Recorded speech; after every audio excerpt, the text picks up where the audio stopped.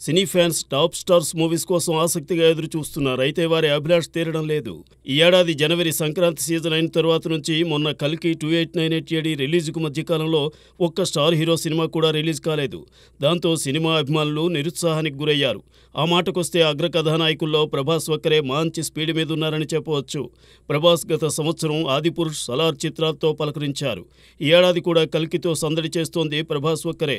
మిగిలిన top stars సినిమాలు రాలేదు. అంతెందుకు జూనియర్ ఎన్టీఆర్, అల్లు అర్జున్, రామ్ చరణ్ సినిమాలు విడుదలై ఏళ్లు దాటుతున్నాయి. సోలో హీరోగా జూనియర్ సినిమా అరవింద సమేత్ తరువాత ఇప్పటిదాకా ఒక్క చిత్రమూ వెలుగు చూడలేదు. అంటే 6 ఏళ్లవుతోందన్నమాట. ఇక అల్లు అర్జున్ పుష్ప విడుదలై 2.5 సంవత్సరాలు దాటింది. ఆచార్య తరువాత రామ్ చరణ్ సినిమా వెలుగు చూడక 2 ఏళ్లయింది.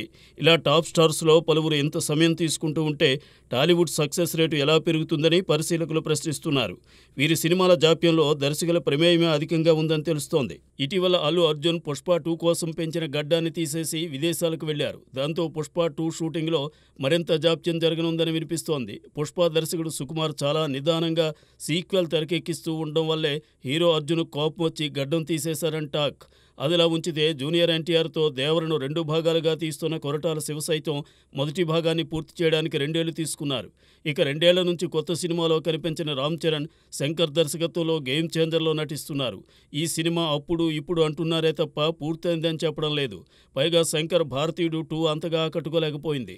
దీంతో గేమ్ చేంజర్కి ఏమైనా మార్పులు చేర్పులు జరుగుతాయని వినిపిస్తోంది.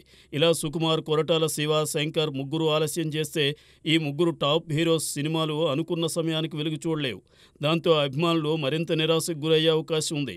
కాబట్టి ఈ ముగ్గురు దర్శకులే కాదు, ఇతర టాప్ డైరెక్టర్స్ సైతం స్పీడ్ పెంచకుంటే సక్సెస్ రేటు మరింత తగ్గే అవకాశం ఉంది. మరి ఎవరు పరిశ్రమ బాగు కోసం వేగం పెంచుతారో చూద్దాం.